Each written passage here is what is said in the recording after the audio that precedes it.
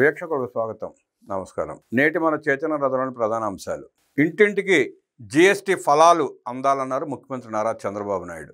Super GST, super savings పేరిట GST ప్రయోజనాలను రాష్ట్రంలోని ఇంటింటికి తీసుకెళ్లేలా రాష్ట్ర ప్రభుత్వం కార్యాచరణ చేపట్టింది. ఇందులో భాగంగా ఏర్పాటైన కేబినెట్ సబ్ కమిటీతో ముఖ్యమంత్రి నారా చంద్రబాబు నాయుడు తన క్యాంప్ కార్యాలయంలో వీడియో కాన్ఫరెన్స్ ద్వారా సమీక్షించారు. జీఎస్టీ 2.0 సంస్కరణల ప్రయోజనాలను ప్రజలు, వినియోగదారులకు తీసుకెళ్లేలా విస్తృత ప్రచారం చేసేందుకు గాను రాష్ట్ర వ్యాప్తంగా 65,000 సమావేశాలు, కార్యక్రమాలను నిర్వహించాలని నిర్ణయించారు. వచ్చే నెల 19వ తేదీ వరకు వేర్వేరు థీమ్లతో ఈ ప్రచార కార్యక్రమాలను నిర్వహించాలని ప్రభుత్వం నిర్ణయించింది.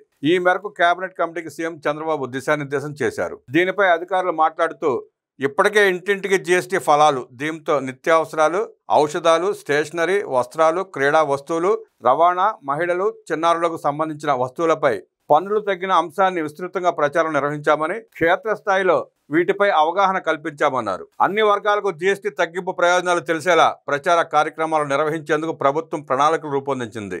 ఈ నెల 30 నుంచి అక్టోబర్ 19వ తేదీ వరకు వ్యవసాయం, ఎంఎస్ఎంఈలు, చేనేత ఉత్పత్తులు, ఆక్వా, విద్యారంగం, బీమా, ఎలక్ట్రానిక్స్, ఈ కామర్స్, భవన నిర్మాణ రంగం, టూరిజం, ఆతిథ్య రంగం, రవాణా, లాజిస్టిక్స్, క్రీడా పరికరాలు, పునరుత్పాదక విద్యుత్, ఆటోమొబైల్స్ తదితర అంశాలపై రంగాల వారీగా ఆయా శాఖలు ప్రచారం చేపట్టాలని సీఎం సూచించారు. రైతులకు అవగాహన కల్పించేలా ట్రాక్టర్ ర్యాలీలు, యంత్రాల ప్రదర్శన చేపట్టాలని ముఖ్యమంత్రి చెప్పారు.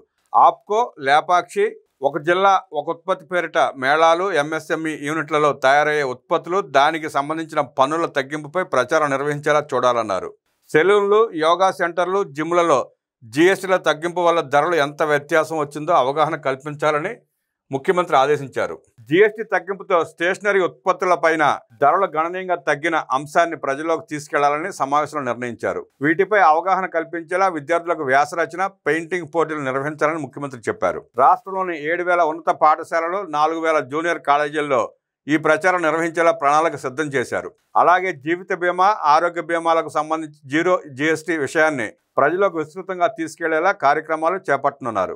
ఎలక్ట్రానిక్ వస్తువులకు సంబంధించి ధరలపై అవగాహన కల్పించేందుకు ఉత్పత్తిదారులు, డీలర్లతో జిల్లా, నియోజకవర్గ, మండలాల వారీగా 850కి పైగా కార్యక్రమాలు చేపట్టాలని ఈ భేటీలో నిర్ణయించారు. ఈ కామర్స్ రంగానికి సంబంధించి ద్విచక్ర ర్యాలీలు, స్వదేశీ ఉత్పత్తులపై ఎగ్జిబిషన్లు నిర్వహించనున్నారు. భవన నిర్మాణ రంగం, ఆతిథ్య రంగం, రవాణా, లాజిస్టిక్స్ పైన జిల్లా, నియోజకవర్గాల్లో ఎగ్జిబిషన్లు, ర్యాలీలు చేపట్టేలా ప్రణాళిక చేపట్టారు.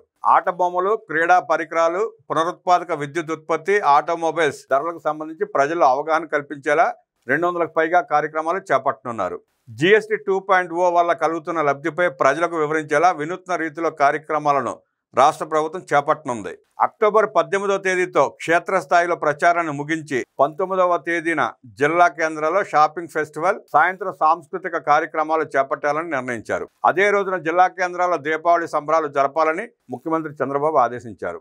వచ్చే 19వ తేదీ వరకు radio, TV, media, social media, పత్రిక, సినిమా థియేటర్లు వంటి ప్రచార మాధ్యమాల ద్వారా విస్తృత ప్రచారం నిర్వహించాలని సీఎం సూచించారు. అలాగే ప్రభుత్వ కార్యాలయాల వద్ద కూడా జీఎస్టీ 2.0 ఫలాలు తెలిసేలా హోర్డింగ్లు ఏర్పాటు చేయాలని సీఎం ఆదేశించారు.